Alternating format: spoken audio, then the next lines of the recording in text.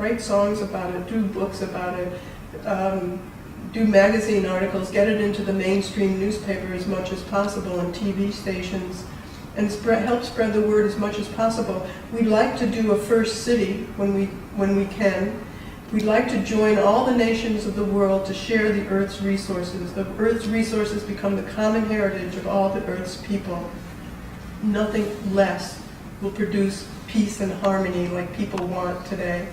And there are activists out there that are pressing and saying they don't like the way the society is, but they have no direction to move toward. I think the Venus Project is the only thing that works outside of the box of the free enterprise system. People are trying to do patchwork within this system, and that won't work because the system is inherently corrupt at the core. And we want to introduce these ideas and have people understand it. And Zeitgeist's Addendum helped a great deal to introduce the ideas. And Peter Joseph is doing another film. Everything he does is to introduce this direction. The next film will do the same.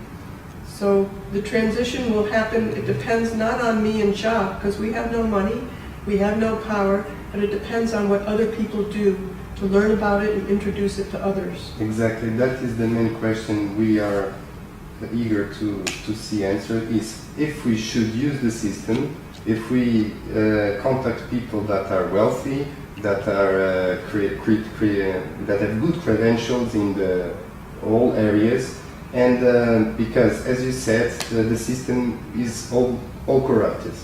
And for example, I will talk after one of the questions, is a non-profit organization that we did in Portugal for the resource-based economy. Right. And we know it's against the ideas because it's an institution. We would like to understand how we can interact, and if we should, according to your ideas, use those resources, those people, and even the monetary system to try to force any transition. And I would like to see that. Yes, I think the Venus Project has a nonprofit organization called Future by Design.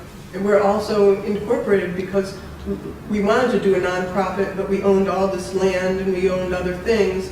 And if we did a nonprofit, because we had no other support, it was just me and Jacque working on it for over 20 years, so we didn't want to do a nonprofit, because if we had to sell the land for some reason, that money would go back into somebody, we'd have to give it to another nonprofit organization. Those are the rules in the United States, so we couldn't take that on. But we did later on do a nonprofit. We live in the monetary system. We supported this project for over 35 years, 30 years, but we did it through our own funding. We had no outside help or support. So we live within the system and we have to use money. And if we don't do nonprofit organizations and we don't get help elsewhere, then that means we carry it ourselves. The Zeitgeist members here. And this is a project that benefits everybody. People often ask me, well, why do you sell the books? Well, we sell the books because we need funding to make more books and get more materials, video equipment, update cameras to be able to do more things. And then we support the research center. So it would be nice if we could give it away. We always say, well, if you give us $1,000, we'll distribute $1,000 worth of books. They put it on us. Nobody would publish our book. We published it ourselves over 4 times, so it was quite a lot of money. But this is what we spend our money on. This is the only thing we see that's relevant. And so this is our life.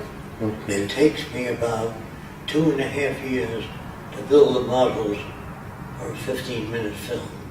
And we've got to eat in that time. And we have volunteers that come out there. Sometimes they get sick. We pay their doctor bills. So it's very hard for Roxanne and I to maintain the acreage, the 10 buildings. They have to be air conditioned so that the cameras and all the equipment doesn't go bad. So if it's a cooperative system, we need cooperation from the outside. I have to write the scripts, build the models, shoot the pictures, and do the magazines. And Roxanne also assembles models, and she does all the other work that has been correspondence with the world. So I just want you to know. Now the main thing about the resource-based economy is that the Earth once had millions of little tribes, and all the tribes joined together because they were invaded by other tribes, and the most powerful ones stole the land from the others. This is how Germany, France, England, U.S. evolved. U.S. was not invited by the American Indians to come and live there and take their land away. We slaughtered or killed many Indians. We slaughtered 50 million buffalo to starve out the Indians. And then we stole portions of America from Spain and Mexico. After we stole all the land we need, we said, now we're ready to make good. See, so all nations do that, not just America. So I'm not interested in any single nation. I'm interested in using the scientific method. Now let me tell you what I mean by that. I mean, first you do a survey of the Earth's resources. That tells us how much arable land we have, how much water we have, how much building material, transportation facilities, everything. That determines how big a city will be, by the carrying capacity of that area. Or the Earth's carrying capacity tells us how many people can live on Earth comfortably. Now if we exceed that by several million, we're going to have malnutrition, territorial disputes. But if you declare the Earth common heritage and maintain a population in accordance with the carrying capacity of the Earth, not Fresco's opinion or some senator or some nice guy, we have to do a survey to determine that. It's just like engineers building a bridge. The government puts up so much money, and they have to know what the tonnage is that goes over that bridge every day in order to determine how thick the beams will be. Do you understand? Nobody says, I think the bridge ought to be like this. They get the facts first. How many cars a day do you propose? 40,000 cars a day or a week? What weight does it have to support? We base all our social design on information, not the opinions of senators. Now I feel that the Senate and government 100 years ago was all right. They didn't know any better. But today I think our problems are technical. So if you don't take my word for this, ask any politician, how would you prevent automobile accidents? They don't know. How can you increase agricultural yield? They don't know. Well, how do you prevent fires in industrial buildings? They don't know. How do you make a rocket go? They don't know. All these are technical problems. So everything that you have today, whether you realize it or not, the automobile, the airplane, the sewing machines, everything is technical. Lighting, if you took all that away, if you turned off Boulder Dam, all the refrigeration food would spoil between LA and San Francisco. All the trains would stop, all the pumping stations, you understand, for gasoline. So when I say our problems are technical, that means it's going to take technology to make us more humane.